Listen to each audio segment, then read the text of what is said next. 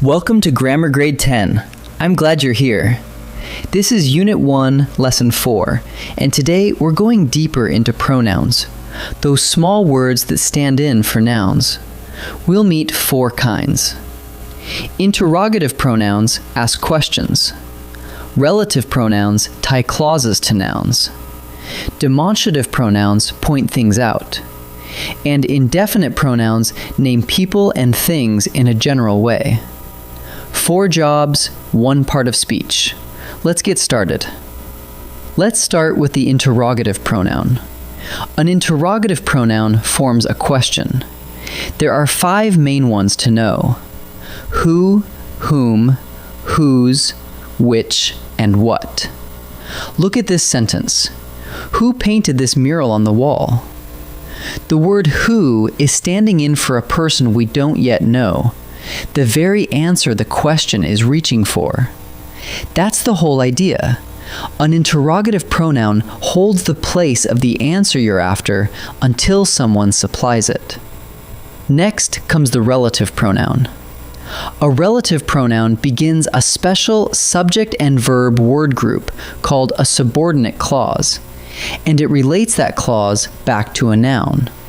The common ones are who, whom, whose, which, and that. Here's an example. The scientist who won the prize spoke first. The word who opens the clause who won the prize, and it links that whole clause back to the noun scientist, telling us which scientist we mean. So the relative pronoun is like a hinge, joining extra information to the noun it describes. Now, you may have noticed something. Several of these words appear on both lists. Who, whom, whose, and which can be interrogative or relative. So how do you tell them apart? Ask what the word is doing. In the first line, which do you prefer? The word which is asking a question, so it's interrogative. But in the second, the book which you lent me, the word which is not asking anything. It's tying a clause to the noun book, so it's relative. Same word, 2 different jobs, and the sentence tells you which job it's doing. Let's move to the demonstrative pronoun. A demonstrative pronoun points out a specific person, place, thing, or idea. There are just 4. This and that are singular. They point to one. These and those are plural. They point to more than one. And there's a sense of distance built in too. This and these point to what's near you, while that and those point to what's farther away. So a demonstrative pronoun always answers in a way, near or far, one or many, and then it points. Now the largest group, the indefinite pronoun. An indefinite pronoun refers to people or things in a general way, without naming exactly who or what. Think of words like everyone, somebody, anything, and nobody. And also all, both, each, few, many, several, and some. Here's one at work. Everyone enjoyed the concert last night. We don't know each person by name. The word everyone simply gathers them all up in a general way. That's what makes these pronouns indefinite. They leave the exact identity open. Here's the part that trips people up, so listen closely. Indefinite pronouns control whether the verb is singular or plural, and they fall into 3 camps. First, some are always singular. Each, everyone, somebody, nobody. We say each of the runners has a number, with the singular verb has. Second, some are always plural. Both, few, many, several. We say many of the seats were empty, with the plural verb were. And third, a handful depend on context.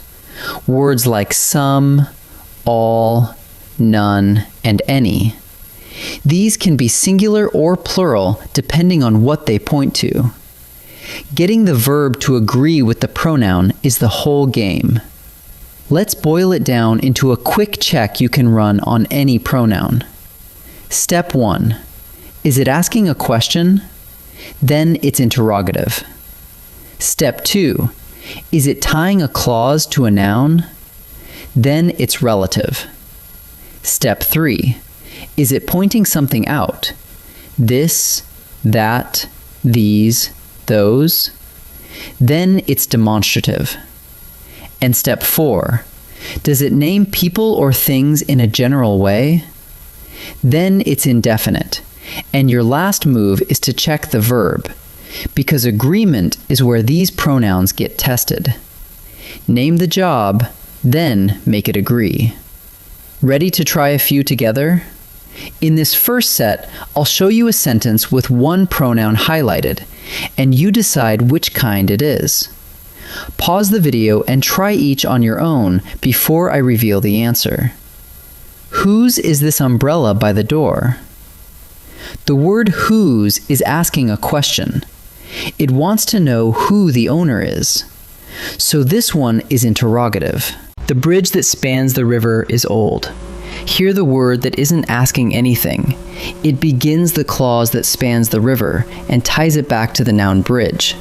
So this one is relative. Those are the tickets for tonight. The word those is pointing to specific things. Those particular tickets over there. So this one is demonstrative. Now each sentence uses an indefinite pronoun as its subject. Decide whether that pronoun is singular or plural, so you know which verb agrees. Pause and try each before I answer. Everyone in the choir, blank, ready. The pronoun is everyone, and everyone is always singular, no matter how big the choir is. So it takes the singular verb, is. The answer is singular. Several of the books, blank, missing. The pronoun is several, and several is always plural. It names more than one. So it takes the plural verb, are. The answer is plural. Each of the answers, blank, correct. Don't be fooled by the plural word answers right before the verb. The real subject is each, and each is always singular. So it takes the singular verb, is. The answer is singular. Let's gather up what we learned. Interrogative pronouns like who, which, and what ask questions, while relative pronouns tie a subordinate clause back to a noun. And remember, many words play both roles, so watch what the word is doing. Demonstrative pronouns, this, that, these, and those, point out specific things, near or far. And indefinite pronouns name people and things in a general way, where the real skill is agreement. Some are always singular, some always plural, and a few depend on context. That's a strong lesson. I'll see you in the next one.